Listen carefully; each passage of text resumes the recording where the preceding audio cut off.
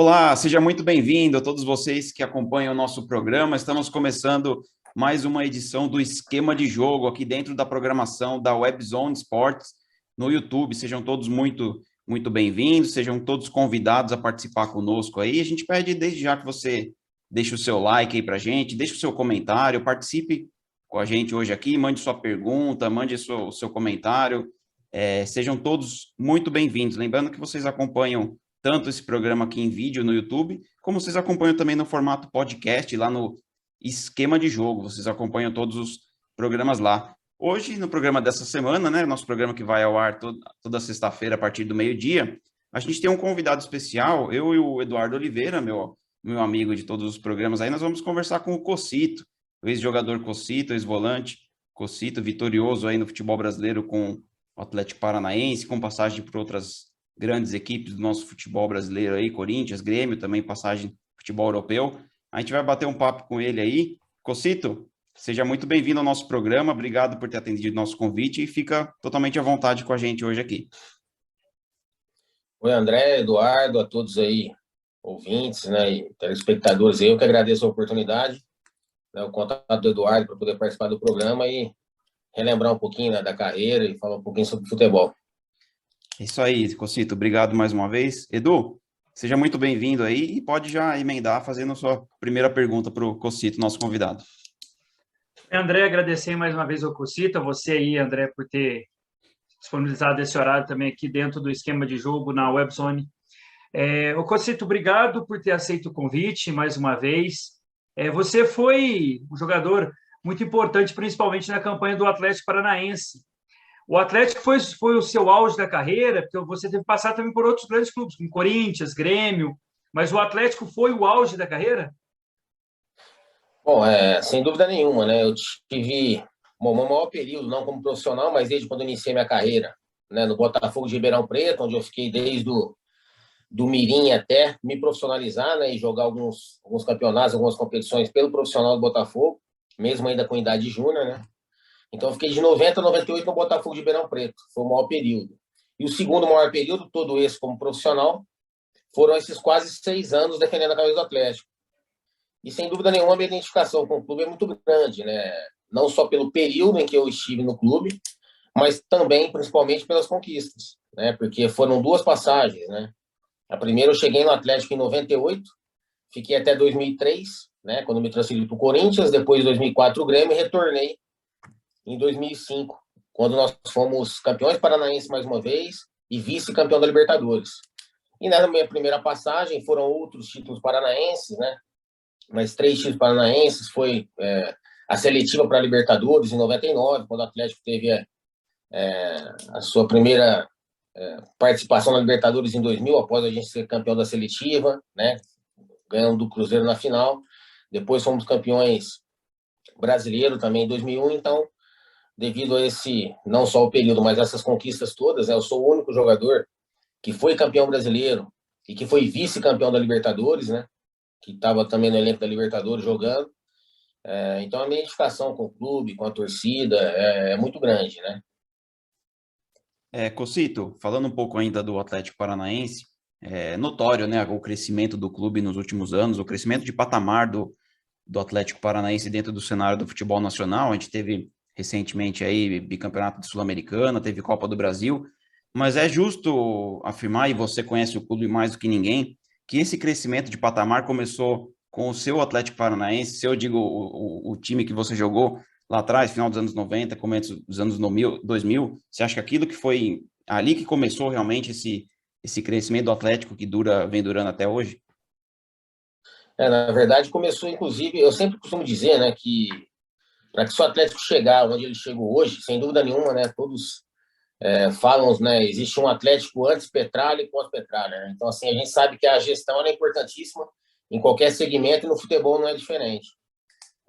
Porém, o Atlético começou a ser construído desde a sua fundação, lá atrás, em 1924. Então, muitos contribuíram para que esse Atlético chegasse ao seu Atlético de hoje. Porém, sem dúvida nenhuma, o Atlético a partir de 95, com a entrada do Petralha, né, e daquele grupo gestor que entrou à frente do clube em 95, né, já montando boas equipes, mas o fundamental, pensando na estrutura, estrutura física que eu digo, primeiro dar condições de trabalho, né? Ter campo de treinamento, ter um CT. Então, ali começou realmente.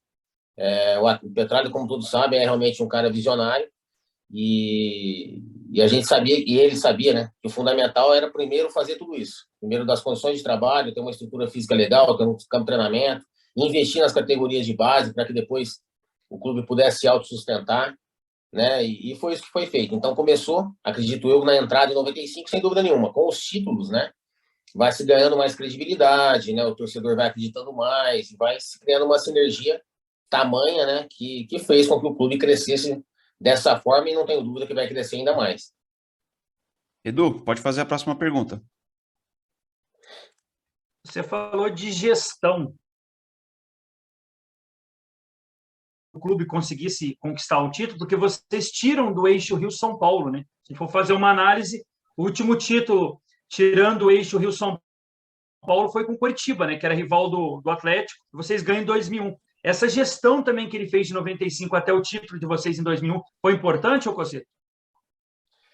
Sem dúvida nenhuma. Eu não digo nem só a gestão na questão da administração, né, nas questões burocráticas, mas eu digo também na gestão, quando você vai contratar, por exemplo, né?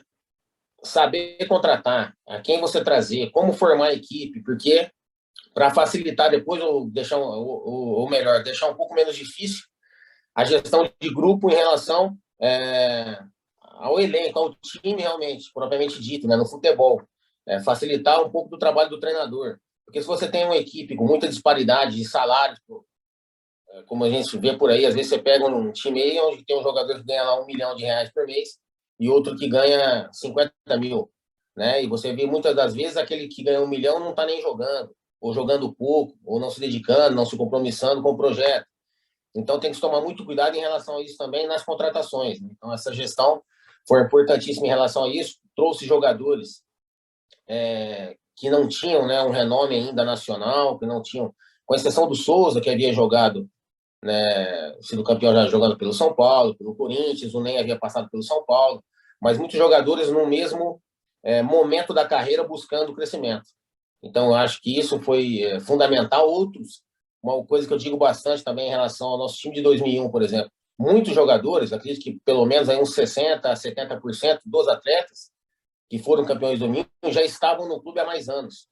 Então, assim, para que se deu continuidade, né? Eu, por exemplo, havia chegado no clube em 98, Kleber Pereira, o Flávio e Gabiru já estavam desde 96, o próprio Fabiano, lateral esquerdo, o Igor, já haviam chegado em 2000, nas categorias de base, né? Kleber Pereira já havia chegado em 2000, então, assim, muitos jogadores já estavam antes no clube, né? E já havia criado, já estava criando uma identidade realmente com o clube, com a torcida, né? E bem adaptado, não só ao clube, mas à cidade, à cultura, ao clima.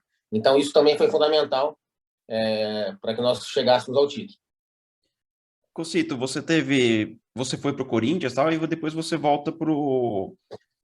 acho que você foi para o Corinthians, para o Grêmio, e depois você volta para o Atlético, né? Você fez parte do time vice-campeão da Libertadores.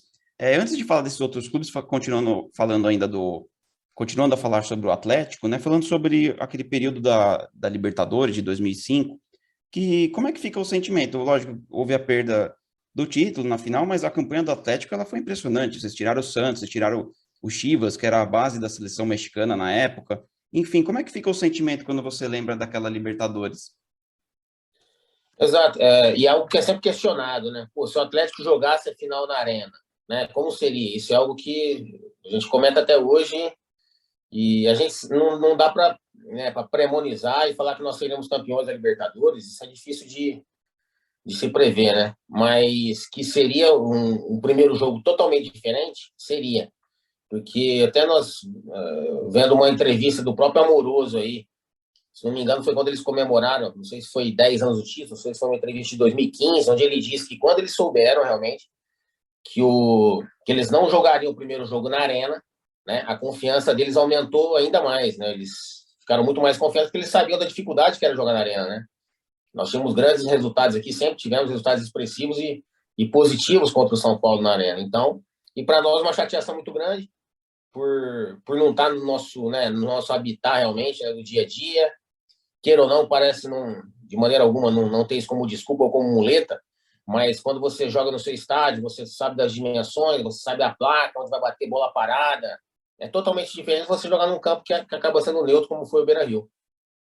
Então, é uma sensação assim, de que nós poderíamos ter chegado mais longe. Então, assim, não era algo impossível, né? Nós chegamos bem naquela final, como você mesmo disse. Conseguimos tirar o Chivas, que era uma grande equipe, o próprio Santos. Nós fizemos um jogo belíssimo aqui, nas quartas de final, onde o Alan Bahia foi expulso no primeiro tempo. E nós jogamos praticamente mais de 70% do jogo aí com um jogador a menos. Conseguimos vencer aquele Santos de Robinho, Léo, né, Zé Elias. Então, assim, nós chegamos e por isso, né, fica um sentimento, não digo de frustração, assim, não, porque nós temos que valorizar o que foi conquistado, toda a trajetória, tudo que nós fizemos de bom, mas um sentimento de que poderia ter conquistado a Libertadores, né? E falando ainda dessa campanha, passando para o segundo jogo, né? Você já mencionou a questão do jogo do Beira-Rio, que acabou sendo um campo neutro, né? Digamos assim, o próprio São Paulo acho que nunca ganhou na Arena da Baixada Antiga, né? O São Paulo veio quebrar o tabu no novo estádio, né? Então o São Paulo tinha muita dificuldade realmente de jogar na Arena da Baixada, mas naquele segundo jogo ali, falando o C, né? Você falou que é difícil a gente prever o que aconteceria. Se de repente o Atlético consegue um empate naquele lance, na cobrança de pênalti, você acha que o segundo tempo também poderia ter sido outro? O que aconteceu para o São Paulo deslanchar naquele segundo tempo fez os 3 gols no segundo tempo, né? 1-0, no finalzinho do primeiro tempo teve o pênalti, né, do Fabrício. Isso. Inclusive, diga de passagem, eu sou um dos maiores defensores do Fabrício, né? Muitas vezes a gente encontra com os torcedores na rua aí, o pessoal vem questionar, às vezes alguns, né, xingam, mas, de maneira alguma ele queria errar, né? Ele jogou muito bem aquela campanha, né? Sem dúvida nenhuma, foi até para a seleção da Libertadores, foi feita, né? Então, assim, e agora, assim, até sempre brinco, né? Se fosse um erro de puro preciosismo, se fosse uma cavadinha, por exemplo, né? E ele errasse, eu falei, eu seria o primeiro a enterrar ele dentro do Morumbi, né? Ele nem voltaria pro vestiário. Agora, assim, o que ele mais queria naquele momento que ele bateu o pênalti e errou, um carinho, um abraço, foi o que nós fizemos, né? De maneira alguma, ele bateu sério, a bola foi lá no pé da trave. Infelizmente, não era para ser, mas sem dúvida nenhuma, com certeza, quando se volta para o segundo tempo, se ele tivesse feito o gol, os ânimos seriam diferentes, a maneira de jogar seria diferente, né? Nós poderíamos ter jogado estrategicamente armado a equipe de maneira diferente, mas São Paulo também era uma grande equipe, né? A gente sabia que tinha que tomar cuidado, as bolas paradas, eles eram muito, muito fortes as bolas paradas. Inclusive, o gol que nós tomamos no primeiro jogo, a gente falou que não era para fazer a falta. Acabamos fazendo uma falta lateral e fizemos aquele gol contra que o Durval fez, que o Diego rebateu. Então, assim, foram coisas que aconteceram que a gente sabia, né, que não devia fazer, mas agora já foi. E quem sabe numa outra encarnação, né, para tentar. Edu, pode perguntar aí. No caso da final da Libertadores, o que foi mais, assim, na sua visão, o Atlético não jogar a primeira partida em Curitiba ou o pênalti, ô Cocito? Assim que você viu, foi preponderante. Porque assim, a gente vê um resultado de 4-0 no final, parece que o São Paulo deu um banho, mas não foi. Os gols aconteceram porque o Atlético precisava ir para o jogo, né?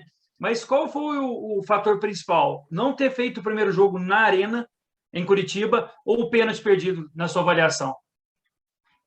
Eu acho que, sem dúvida, não ter jogado o primeiro jogo na Arena, né? Nós poderíamos ter feito um placar também, um outro placar, um placar diferente, seria um jogo totalmente diferente. Um jogo onde nós, dentro da Arena, não tinha como, né, ficar do meio para trás. Nós sempre pressionamos em todos os jogos, bola parada, saída, né, do time adversário, a gente sempre propondo o jogo. A torcida nos empurra, não tem como realmente, né, dentro da Arena. E lá fica um pouco mais distante. Então, acho que seria um jogo diferente. Acho que nós poderíamos ter feito um placar melhor jogando na Arena. E o pênalti ali foi circunstância, né? Nós também, não fez o pênalti, mas também a gente teve. Quantas vezes erramos pênaltis, né? Erramos gols, às vezes não é nem um pênalti, mas erramos, às vezes, 2, 3, 4 gols no primeiro tempo, e no segundo tempo as coisas são diferentes. Eu cito até um jogo até em 99, quando nós fomos campeões da seletiva, um jogo contra o Coritiba, inclusive onde eu fiz um gol aqui, foi o gol de empate nesse jogo. Um jogo que estava 1-0 para o Coritiba, por exemplo, no primeiro tempo.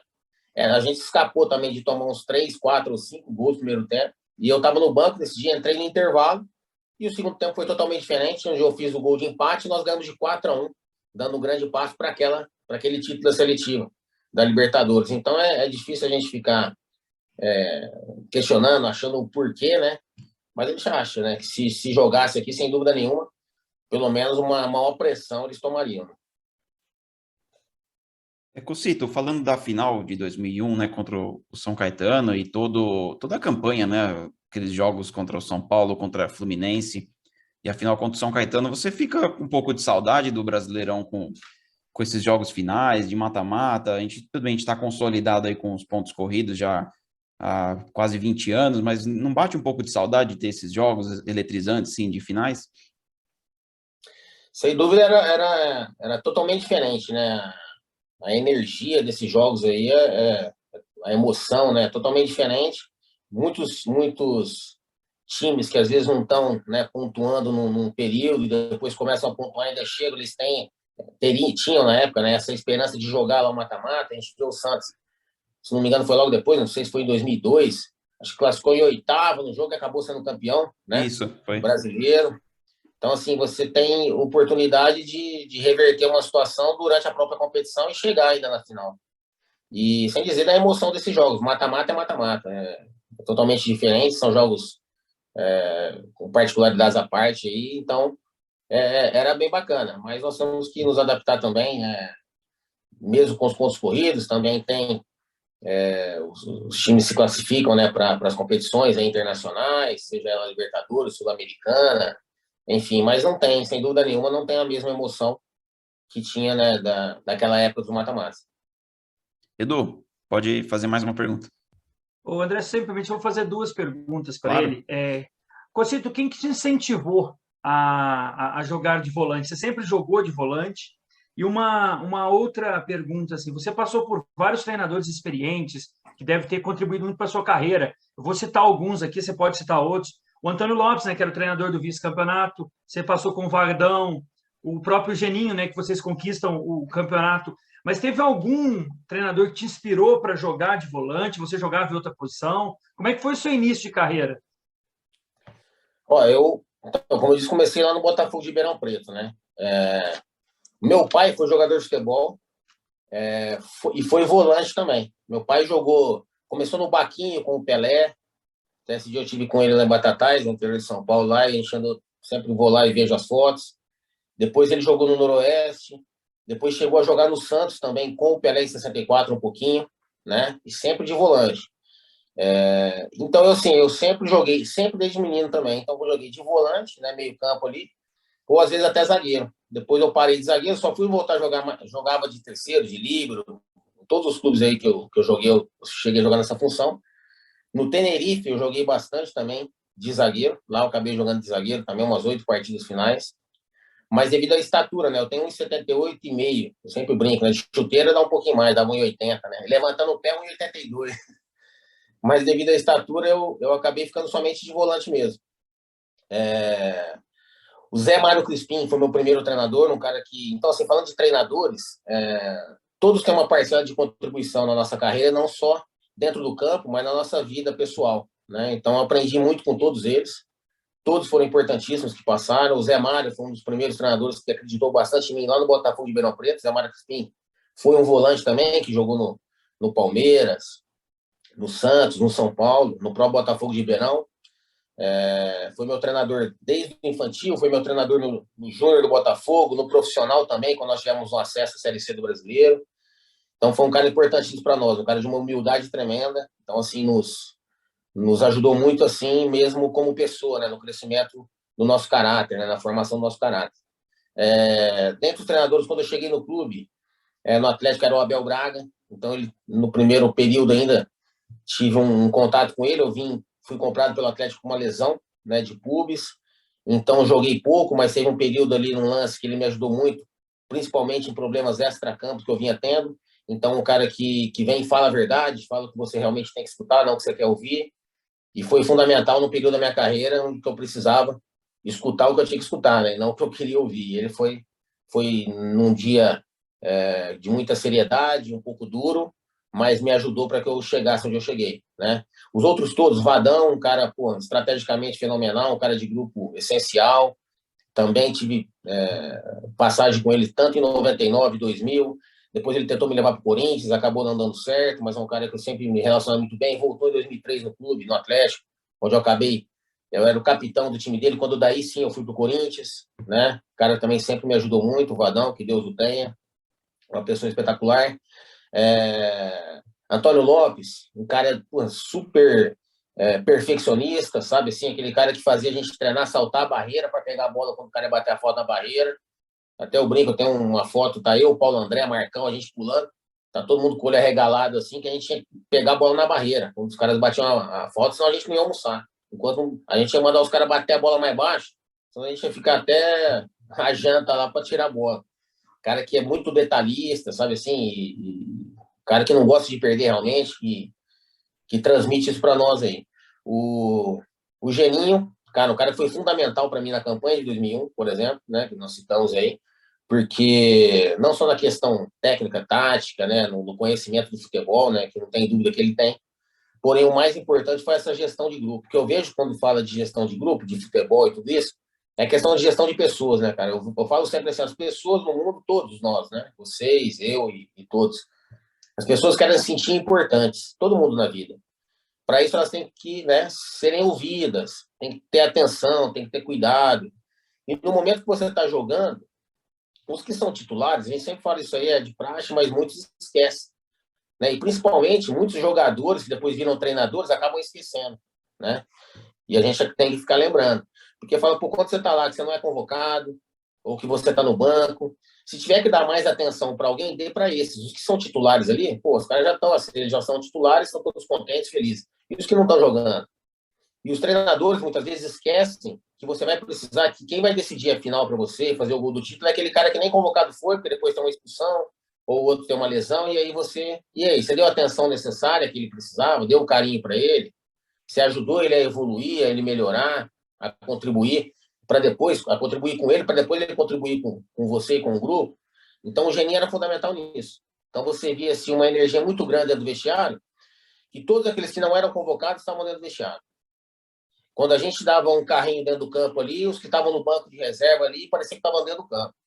Então isso fez também, essa gestão de grupo, essa união, essa energia, essa sintonia fez com que nós fôssemos campeões brasileiros. Então por isso que eu falo que ele foi fundamental nisso, não que os outros não fossem, né? Mas esse foi um papel fundamental que ele teve nessa campanha de 2001. Cocito, eu queria que você falasse um pouco para a gente, até para quem, muitos torcedores que te viram jogar tal, e depois não sabe o que você foi fazer depois de ter encerrado a carreira. O que o Cocito, o que você pensava no pós-carreira de futebol? Como que você tem, em que área você tem atuado? Conta para a gente como é que foi esse planejamento para o final de carreira, se foi fácil para você chegar a um ponto, tipo, vou ter que parar de jogar, e o que você planejou aí para depois se pendurar as chuteiras? Como é que tem sido para você aí? Então, por mais que quando você está jogando, você pense, né, que que eu vou fazer quando eu parar de jogar? Eu tive uma questão que eu tive uma lesão de joelho, eu operei muito cedo e depois acabou afetando minha cartilagem e eu acabei parando de jogar com 32 anos, precocemente, né? E para mim é muito difícil, porque eu sempre fui um cara de puxar fila, sempre gostei de treinar, treino até hoje para tentar manter a forma, né? A forma de bola hoje, né? Mas a gente está sempre treinando, sempre buscando melhorar, competindo. Eu vou lá e brigo na bicicleta, um dia eu faço mais km, outro dia menos, eu preciso melhorar. E eu sempre fui competitivo, sempre fui assim. Então, para mim, foi muito difícil parar aos 32 anos.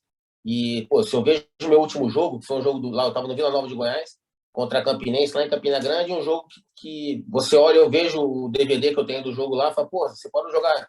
Eu estava bem no jogo, mas daqui a pouco meu joelho de novo começou a bambear, começou a me dar dores. E eu já vinha tomando remédio, tomando inflamatórios para jogar, para treinar. E aí chegou um momento realmente que eu já não conseguia fazer o que eu queria, né? A cabeça pensava, o corpo não reagia de tal forma. E eu achei por bem parar ao invés de ficar jogando e, vamos colocar entre aspas, como muitos fazem aí, né? Roubando, né? Então, assim, você finge que joga, o cara paga, mas aí você não joga o que você deveria. E para mim, inclusive, eu larguei meu último mês de salário para trás no Vila Nova, que eu disse para eles que quando meu joelho se desse algum problema, e que eu não pudesse mais atuar devido à minha lesão do joelho, eu não jogaria mais. E acabei o último mês indo embora, mesmo sabendo que eu ia parar de jogar, eu deixei o último mês de salário para trás, lá no Vila Nova, e decidi encerrar a carreira. Só que eu, felizmente, né, eu sempre, meu pai me ajudou muito, eu sempre fui capitalizando, investindo em imóveis. E daí, em 2008, né, um primo da minha esposa, o Danilo, que é meu sócio, ele é engenheiro, e ele me propôs para que nós começássemos a construir. Então, daí eu comecei a investir na construção civil. E isso eu faço até hoje, desde 2008. Então, já um ano antes de eu me aposentar, eu já comecei a construir. Depois eu tentei, até no primeiro período, logo que eu parei em 2010, a empresariar, mas não era muito a minha. Não... Eu comecei a empregar jogadores, amigos meus, e eu não queria pegar dinheiro dos caras. Depois já havia muita sacanagem no meio de futebol também, de ter propina, de diretor de futebol querer ganhar do cara, do jogador e da gente, essas coisas que para mim não condiz com os meus valores aí, com o que eu penso. Aí eu peguei e saí fora. Aí eu tive um período que eu fui em 2013 ajudar meu pai. Meu pai era presidente do Batatais Futebol Clube. Meu pai foi delegado de polícia, aposentado, e como jogou, tal, tem um futebol no sangue. E devido à credibilidade que ele tem na cidade de Batatais, ele já havia sido presidente em outros 2 mandatos, né? Já havia tido um acesso da Bezinha para a A3, e eu fui ajudá-lo na A3. Ajudei a contratar, fiz tudo lá com ele, e nós subimos para A2. Então eu levei na época o Ricardo Pinto, que é um amigão nosso aí, goleiro, ídolo do Atlético, também foi como treinador. Nós conseguimos o acesso. Em 2014 eu retornei para Curitiba e eu peguei uma quadra, arrendei do próprio Ricardo Pinto, uma quadra de futebol sintético. Eram 2 quadras, e a gente ali montou uma escolinha. E eu com o Rogério Souza, que foi campeão brasileiro comigo. Então nós temos a Escola Furacão, Cocito e Rogério Souza. Até hoje aí. A nossa ideia é a gente abriu outras franquias. Então hoje eu tenho a escolinha. Nesse meio tempo, em 2017, eu fui convidado a voltar a trabalhar no clube. Fiquei de 17 até 21. Então fiquei praticamente quase 4 anos trabalhando nas categorias de base do Atlético, que ali para mim foi muito, muito bacana, porque eu pude passar muito do que eu vivi, da minha identificação com o clube, da identidade, o que é vestir a camisa do Atlético, mas além disso, e para mim o que é mais importante, é poder contribuir para os meninos, enquanto a formação do seu caráter, né, enquanto a formação do cidadão, que para mim isso é fundamental, porque eu acredito piamente que quanto melhor pessoa nós formos, melhores profissionais nós seremos, seja jogando futebol ou seja em qualquer outra profissão. Então foi bacana, acabei saindo, mudança de gestão tal, o ano passado, e continuo com a escolinha, continuo construindo, jogando futevôlei. Por enquanto é isso que eu venho fazendo. É legal. A gente daqui a pouco está caminhando para o fim, até para a gente honrar o tempo que a gente prometeu para o Cocito aí, mas mais uma perguntinha de cada um aqui para a gente liberar o Cocito. Edu, pode fazer mais uma pergunta. Eu vou fazer 2, sabe? O Cocito, o que é mais fácil? É marcar os jogadores em campo, ou essa economia do Brasil que oscila a cada momento para a construção civil? Essa é uma brincadeira, mas assim, das equipes que você passou, tirando o Atlético, qual que você sentiu assim que poderia ter ido um pouco a mais? Corinthians, Grêmio, o próprio Botafogo no início? Você teve a passagem pelo futebol espanhol, Fortaleza, Avaí. Como é que foi para você, assim, poderia ter ido um pouquinho a mais? Se você quiser comentar, né, que é mais fácil um atacante ser marcado pelo Cocito, ou a economia, fica à vontade também. Não, sem dúvida nenhuma, é mais fácil marcar os meias aí, os atacantes, do que a economia, embora a gente não pode reclamar não, porque eu acho que a construção civil foi dos segmentos aí que teve menos reflexo aí da pandemia, né? Lógico que a gente teve algumas dificuldades, vem tendo aí, mas conseguimos superar e estamos saindo mais forte ainda, né, dessa pandemia em relação à construção. Em relação aos times, sem dúvida nenhuma, até eu ter a lesão de cartilagem, né? Para mim, o Corinthians, né? Assim, um clube que é do coração da minha família. Meu pai, para você ver, são em 10 irmãos. Meu pai são todos corintianos. Então, você imagina a expectativa que foi criada, né? Quando eu fui para o Corinthians, fiz a estreia contra o Flamengo, puta de um jogo das 2 maiores torcidas do Brasil aí, e tive um ótimo desempenho. Aí o meu segundo jogo foi contra o River, lá no Monumental de Nunes, pela Libertadores, um jogo que estava controlado, né? Um time com o D'Alessandro, Cavenaghi, Cudê, e muitos se falam até do Roger, né? Naquele lance do pega-pega-pega no jogo da volta, porém, o jogo estava bem mais tranquilo até a expulsão do Kleber. lateral esquerdo, no primeiro jogo. A gente estava ganhando o jogo de 1-0, o Kleber acabou sendo expulso, eu só vi um gol em cima da linha, pra você ter uma ideia. Aos 35 do segundo tempo, estava 1-0 pra gente lá no Monumental. Então eu falei, pô, ganhamos o jogo, né? Daqui a pouco o Kleber é expulso, os caras vieram com tudo, o D'Alessandro fez o gol, se não me engano, o Cavenagh e outro.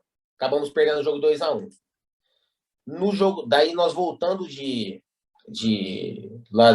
da Argentina, fomos direto para Fortaleza, para jogar contra o Fortaleza, e ali eu tive a minha primeira lesão, que foi que eu torci o tornozelo, acabei não jogando o jogo da volta do River, daí fiquei um período parado. Quando eu retorno no jogo contra o Grêmio, eu tenho uma lesão muscular, a minha primeira lesão séria muscular, nos 20 e poucos do primeiro tempo, onde eu vinha bem.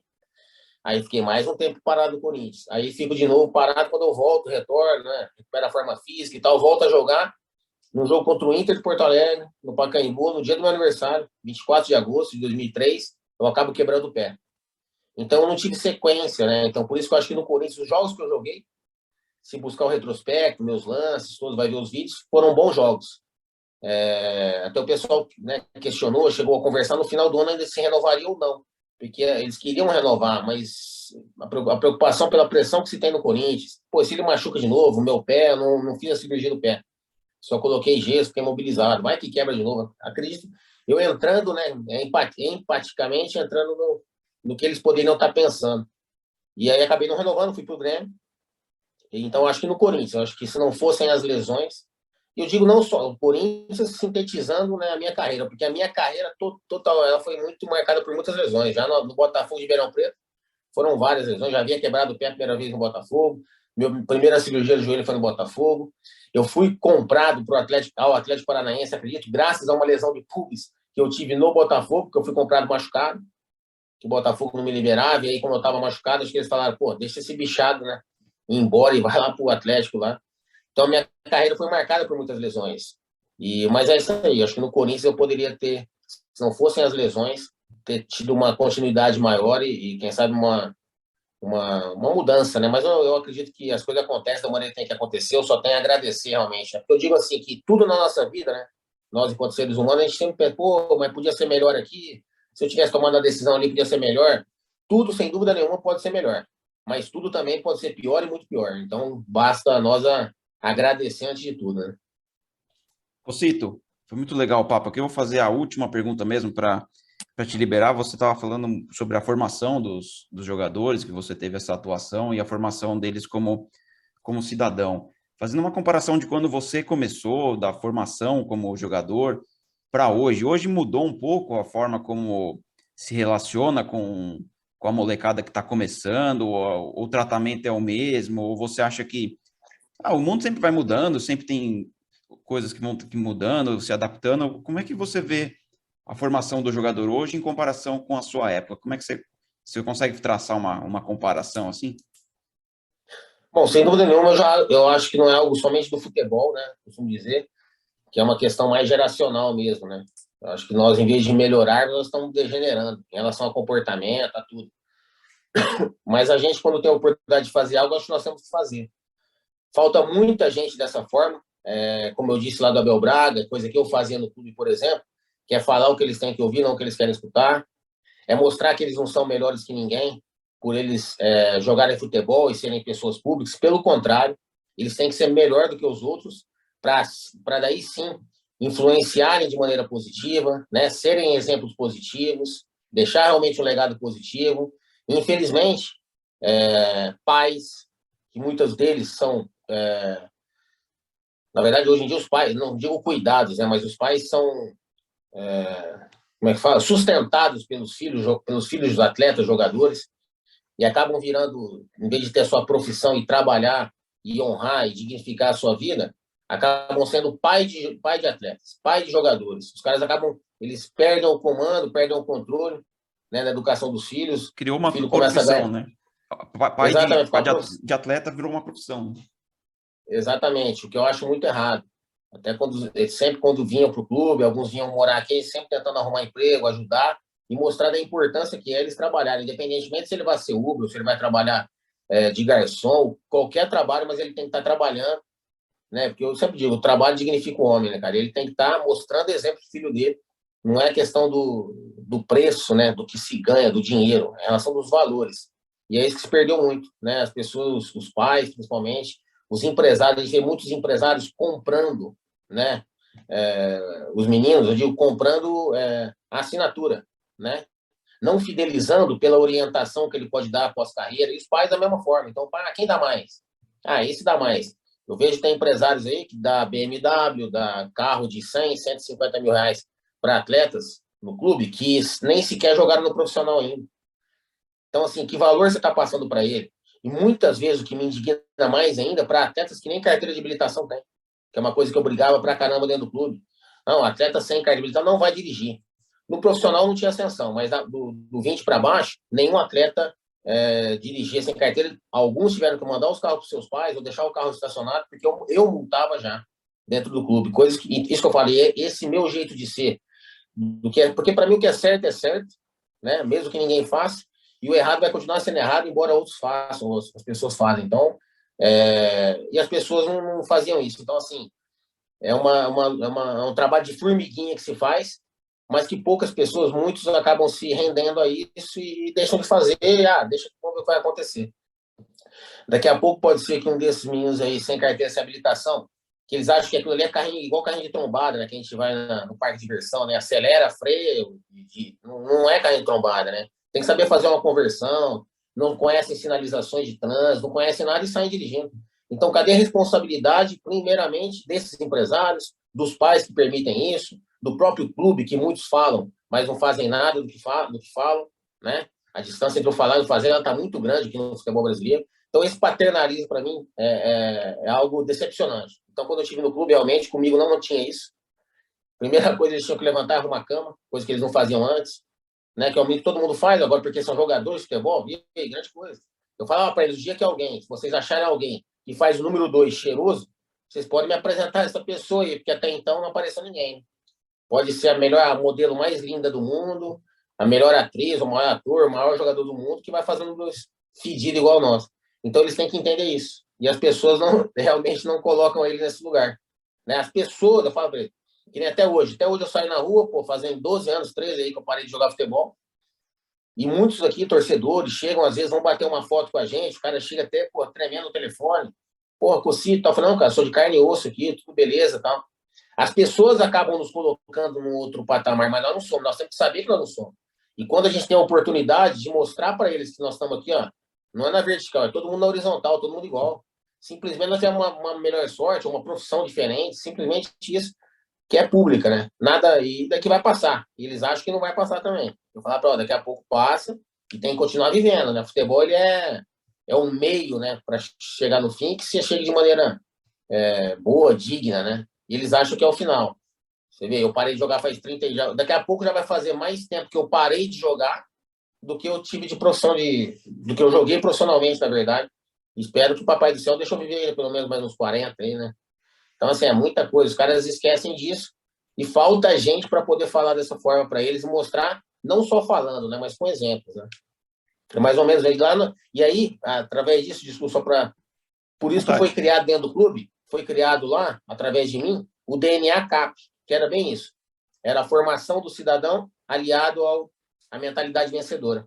E isso eu transferi para minhas escolas, que na são praticamente quase todos os pilares que a gente trabalhava lá: gratidão, respeito, responsabilidade, humildade, solidariedade, né, renúncia, resiliência. Isso, todos esses pilares que a gente trabalhava com atividades, inclusive, eu trouxe para a minha escola de futebol, que eu acho que é o principal da nossa vida, né? É deixar realmente um legado duradouro aí. Cocito, muito legal mesmo a sua participação aqui com a gente, o papo foi muito legal, a gente vai honrar o que a gente combinou, né, para não te segurar muito aí, a gente agradece demais a sua participação. Edu, quiser fazer sua despedida do Cocito aí, também está liberado. Eu que agradeço a atenção que ele teve com a gente teve um aprendizado muito rico, Cocito. Lembrando que o programa vai ao ar na próxima sexta-feira, a gente está gravando antes, pela agenda de cada um, e agradecer mais uma vez aí a sua atenção. A gente está de portas abertas sempre que você quiser participar aqui, tá bom? Muito obrigado, Cocito. Excelente semana para você. Eu que agradeço, André, Eduardo aí, a todos vocês, principalmente a disponibilidade aí da gente estar podendo gravar, né? Abrir essa exceção para a gente poder fazer antes aí. Inclusive, na sexta não poderia mesmo, porque eu vou estar na estrada novamente. Tá bom? Então você está bem viajado, né? Cara, aproveitando tudo que praticamente eu só viajava para os clubes, né? Para um lado, para outro, concentração, né? E agora eu tento aproveitar um pouco mais a família aí, poder descansar um pouco mais. Tá certo. Tá certo, então, pessoal, Cocito, obrigado ao Edu, um forte abraço e até semana que vem. Tchau, tchau. Valeu, abraço.